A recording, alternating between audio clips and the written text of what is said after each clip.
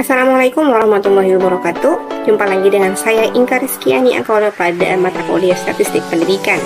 Pada pertemuan kita yang ketiga ini, kita akan mempelajari materi tentang penyajian dan interpretasi data. Setelah mempelajari materi ini, adik-adik dapat menyajikan data dalam tabel, diagram garis, diagram batang, dan diagram lingkaran. Yang kedua, adik-adik dapat menginterpretasikan data yang disajikan dalam tabel, diagram garis, diagram batang, dan diagram lingkaran. Baiklah, sebelum kita mulai, ada satu kalimat yang relevan untuk kita semua, di mana data yang tersaji dengan baik adalah kunci untuk memahami masalah dan menemukan solusi. Penyajian data yang jelas dan akurat bukan hanya sekedar menyusun angka, tapi juga merupakan cara kita untuk menyampaikan cerita atau informasi yang akan membantu semua orang untuk memahami inti dari sebuah masalah. Apa itu penyajian data? Jadi penyajian data adalah pemaparan data yang diperoleh dari hasil wawancara, angket, observasi maupun tes agar lebih mudah dipahami dan dianalisis sesuai dengan tujuan data tersebut dikumpulkan atau sesuai dengan tujuan penelitian. Bagaimana caranya? Jadi caranya ada beberapa ya. Pertama dengan tabel, diagram garis, diagram batang, dan diagram lingkaran. Oke, kita masuk ke materi pertama, penyajian data dalam tabel. Penyajian data dalam tabel merupakan cara mengorganisir informasi secara sistematis dalam baris dan kolom dan informasinya lebih detail.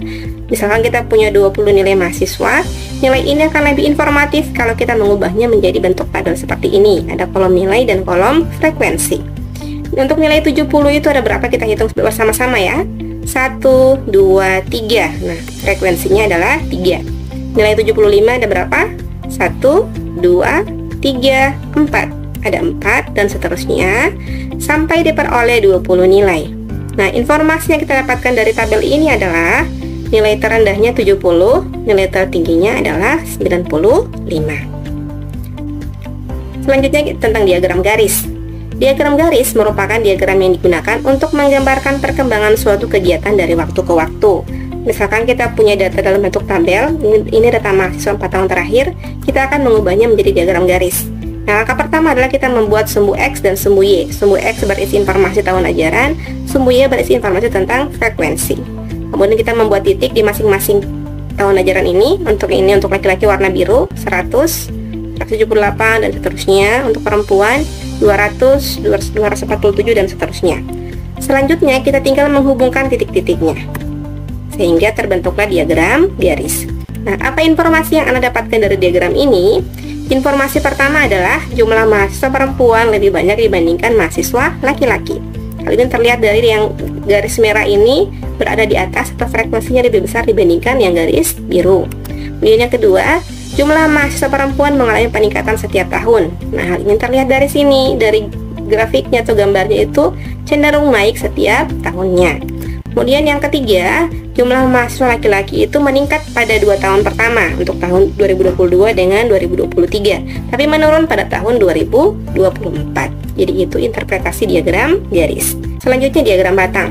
Diagram batang digunakan untuk membandingkan lebih dari satu data. Kelebihannya adalah mudah digunakan untuk membandingkan data secara langsung di antara kategori-kategori.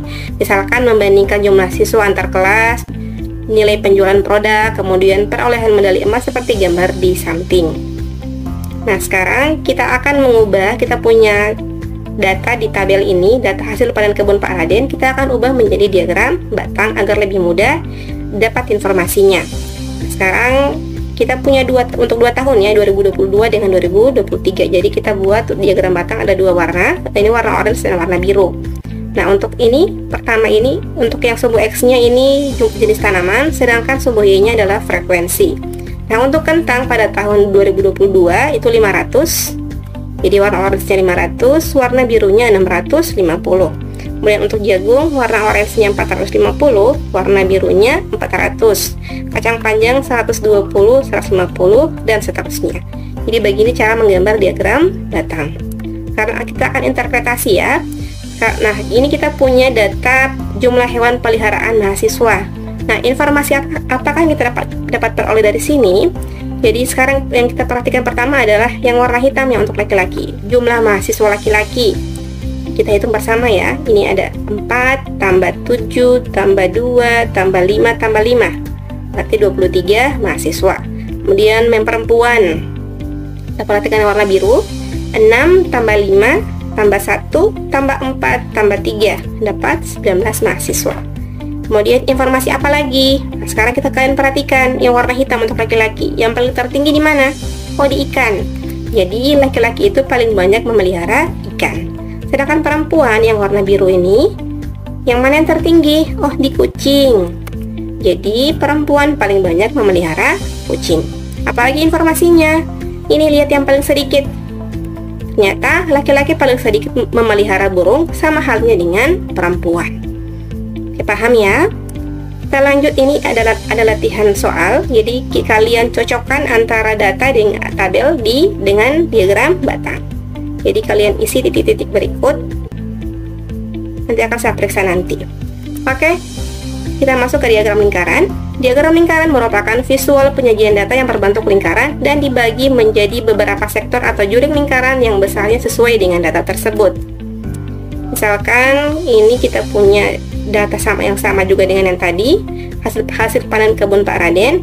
Nah, untuk lingkaran kita butuh dua ukuran ya, ukuran derajat dan persen. Jadi ukuran derajat digunakan untuk menggambar lingkarannya, sedangkan untuk yang persen untuk melihat besaran persentasenya.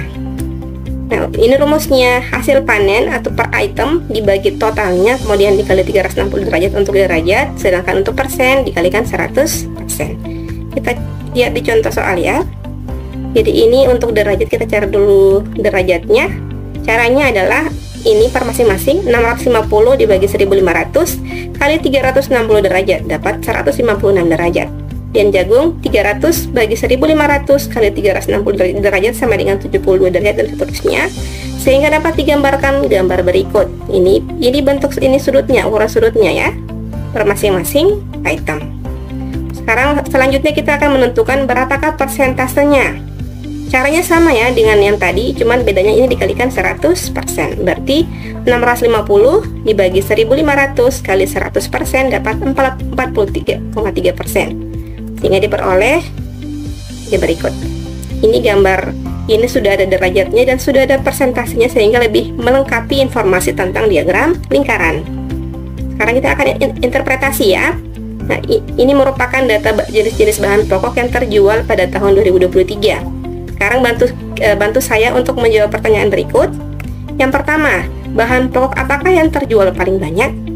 Nah, sekarang kalian perhatikan gambar ini. Kalian yang perhatikan, karena dia paling banyak berarti yang paling besar ukuran sudutnya dan paling besar persentasenya. Yang mana? Iya, beras. Benar sekali ya. Jadi beras yang paling banyak terjual. Dan yang kedua, berapa persen selisih penjualan telur dan minyak? Nah, karena yang ditanyakan adalah selisih, berarti dikurangi. Berarti yang minyak 16,7% dikurangi telur 10%, dapat 6,7%. Dan yang ketiga, berapa rasio penjualan gula dan telur? Yang gulanya 20%, telurnya 10%, berarti 20 banding 10, atau ketika disederhanakan jadi 2 banding 1. Jadi itu informasi yang kita dapatkan dari diagram lingkaran ini. Nah, ini merupakan latihan.